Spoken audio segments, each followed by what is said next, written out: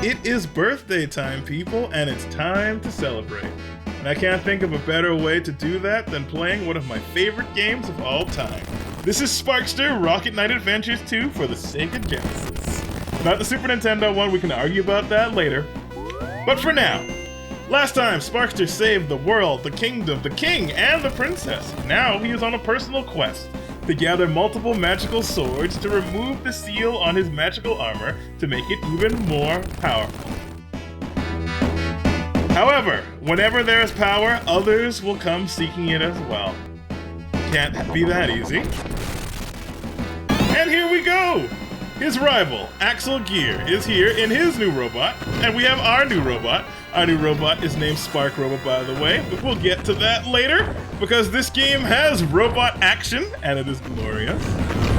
In order to get the real ending for this game, you must win this fight. If you press start, you will skip straight to the starting, and if you lose this fight, you don't get the real ending either.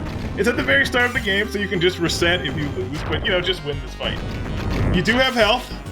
It's invisible, so you can't see it. Your enemy has a lot more health and projectiles because he's cheap, and he is a cheater! But you can wear him down with perseverance and playing superior to him. Play little footsies, get some hits in there. You have two attacks. You have a straight punch, and you have an uppercut. Your uppercut is a little bit slower, but I believe it does more damage. When you block, you take no damage at all, no chip damage or anything, so don't worry about that.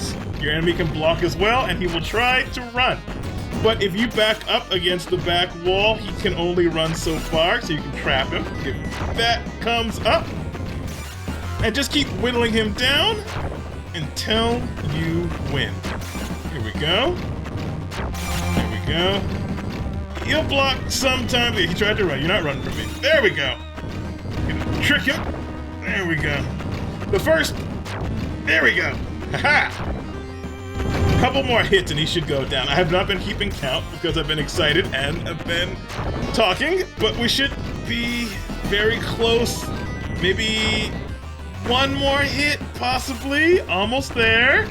Here we go. And we're good. Victory. Shake that hand in victory. All right. He lives. He always lives somehow. And our first key to the seal. The first of many, and the beginning of our quest.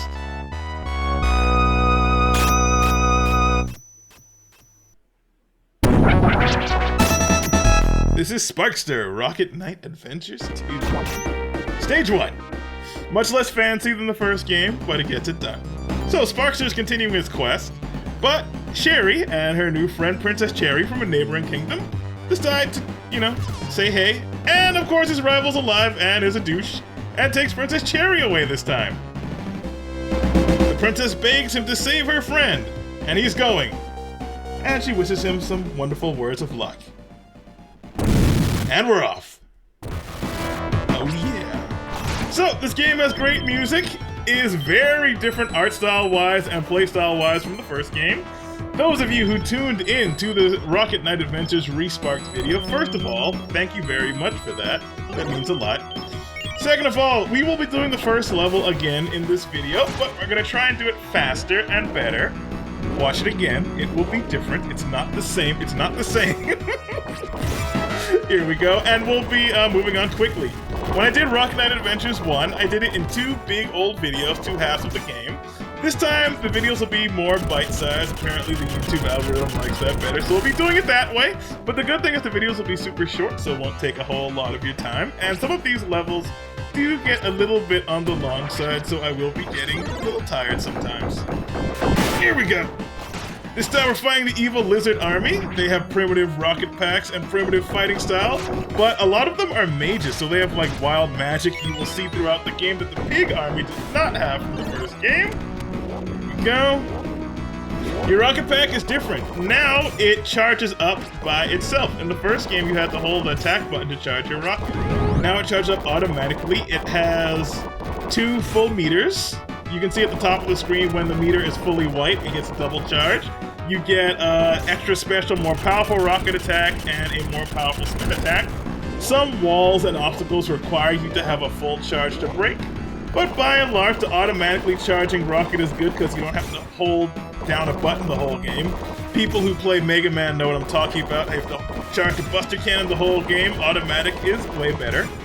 You seem to have way less health than you did in the first game, but I attribute that to Sparkster wearing less armor. You'll notice he's showing his hair, and a little bit more of his limbs are showing. He is feeling much more confident as the captain of the Rocket Knights since his last foray with armies, and I think he's dressed up to be light and agile and dodge his enemies rather than shielding them, which he was not good at in the first game anyway, so might as well be agile.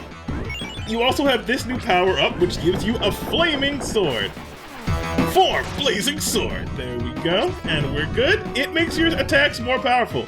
There is no fancy fire attack, though I really wish there was, and you lose it if you get hit even once, so be careful for that. The other thing you're going to see happen constantly is when I grab 10 blue gems, or 10 or 8. When I grab a certain amount of blue gems or a single rare gem, a lottery appears and you can get a bomb, some food, and if you're really lucky, an extra life. If you are playing the game on easy, you will not get the special ending. If you're playing on normal or hard, you will gain access to longer versions of the level than you would in easy. For example, this level has 4 different parts, and on easy mode, you will skip the second part and the third part. So you won't do this part, you won't do the next part. You'll go all the way to the part with the boss in the train that is at the end of this level. Now, because you need... See, here's one of the magical swords. You need to collect these swords. They will always be in one of the skipped level parts. Well, I think almost always. But regardless, if you want the real ending, you have to collect them all, which means you have to do the levels as intended, which means at a bare minimum, normal difficulty. Ow. Playing sloppy today. Let's go. But longer levels also mean you get to take in some of this music, you get more content, and you get to see a lot of the mini-bosses and sub-bosses that you would not get to see if you were playing on easy. And plus, honestly, even on normal, this game is not as hard as Rocket Knight Adventures 1. It's challenging. But Rocket Knight Adventures 1 was a very pure treasure experience. It was wild. This is... You can beat this game eventually if you just keep trying hard enough. Honestly. It's more of being patient, knowing when to attack, knowing your angles, remembering trigonometry from high school, and you'll be good. There we go. This is my most hated... I guess I would call this a mini-boss or mook or... This is my most hated roadblock in the game because you have to wait for the stupid little screws to line up with one of the sides you're on to unscrew them so you can stop it, and there's nothing you can do to speed this up. It's just really slow. And if you're not standing on the thing, it's extremely hard to hit the thing. I tried to cheat, and I got burned for it. Also, this thing isn't really hostile enough to be a real threat. As you can see, all it does is shoot bombs at you at such a crappy angle that you can easily dodge or hit them with your sword. I don't know what they were thinking with this enemy. It's not very treasure-like. Here we go, but we're almost there. Pretty lucky. One more screw, and we'll be on our way to more exciting things. I like the background because we're high up in the mountains, and you get a little bit more lore what Sparkster's world is like, and there's not a lot of that, so it's cool. And here we are, to the jungle. If I repeat myself from what I said in the Respark video, pardon me, but some people are hearing this information for the first time, and frankly, sometimes I forget what I said before, so it may come up again. Your only threats in this part, some of the plants will drop pink sap on your rockets, and you need to swing your sword or do spins to get it off, because if you try and use your rocket, the pink sap will fill up with fire and you will explode, and it hurts. Not a lot, but a little bit. And let's go fight this reject Wispy Wood here. I'm gonna try and do something different than I did last time. If you punch yourself in the face. Alright. So when he punches himself in the face, he drops a whole bunch of bombs, but he also drops apples. And if you bounce off his hand, you can grab one of the apples. You don't have to do it, but it's a little fancy. There's a lot of little things you can do that are fancy to impress friends, but you don't really have to, and they're honestly kind of unsafe, so I wouldn't suggest them if it's your first time. But tricks are always cool. This boss is not hard.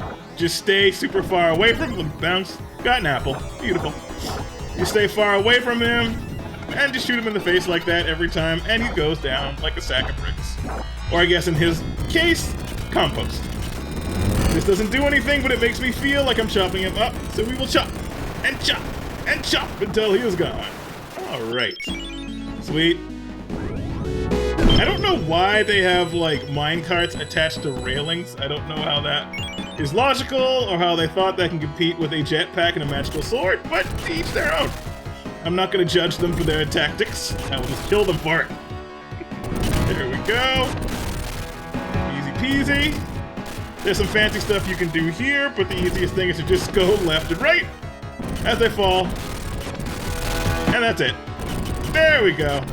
Should be 2 more waves. Another one more.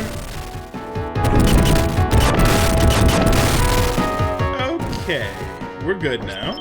Let's move on.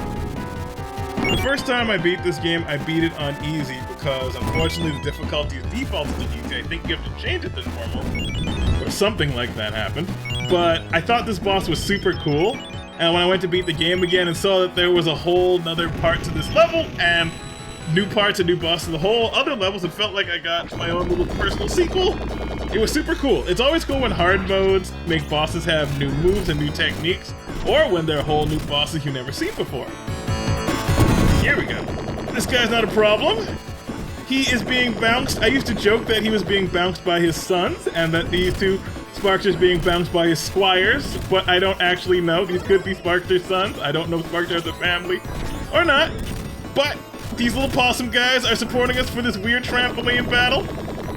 Not super hard. It's the first level. Here we go. Bounce you. He throws bombs. And he's gone. Let's move out of his way and on to the final part. Let's go. Alright, now we gotta catch a train. There's the enemies, totally not phallic blimp flying by in the background, well, airship flying by in the background. And they're like parachuting down. There's like a full invasion of the kingdom going on right now. I don't know if they came here just for Princess Cherry or just to take over Possum Land, but regardless, we're gonna stop them. For some reason, this train always reminded me of Contra, or like we're going to Vietnam or something. It could be something to do with the background, the colors, or something I played as a child, but it always gave me that vibe. Go! There's lots of food hidden on this train. My only suggestion is to have as much health for the boss as possible. The first boss is not hard, but is oddly difficult for a first boss. To the point that, like, you can totally die, and I wouldn't judge you for that, because he seems to have attacks that damage you that seem unavoidable. But that's par for the course for, like, treasure-style games. It's all good. Alright, let's go through here. There's lots of secret lives, and secret wall meat, and secret box meat hidden throughout the ship. Go. And we're good. Lizard's going down. Alright. Hit all these boxes here. Let's do a quick little jump. And we're good. Free apple, and full health is back. Here's the foot of something. It's a giant robot! Surprise, surprise! Yet another giant robot. They love giant robots. I feel like I'm playing Xenogears. Alright. So, I have a little strategy that I will do differently from the first time. I'm gonna bop him in the nose. I'm gonna try and jump straight up, but he does shoot his little projectiles. When you spin, you are invincible, so I'm gonna try and be invincible for the arm, and then jump. Avoid the projectile, spin, jump, and this should work. Never take him down perfectly without taking damage, but this will guarantee we take him down for sure. And we'll be done in a moment. Keep bopping in the stupid nose. I would have loved to have seen this dude stand up for a proper robot fight, but you gotta go.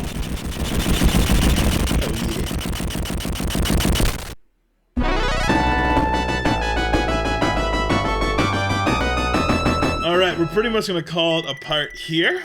I hope you enjoyed it. I hope you come back for more. It's going to be a fun game. It's going to be a really quick Let's Play because we can blow through this game pretty easily. Stage 2, the train stops and we enter the desert, filled with tornadoes, evil lizard creatures, and magic and secrets. It's gonna be cool. But I'm Mighty Z. As always, be safe, be well, and goodbye.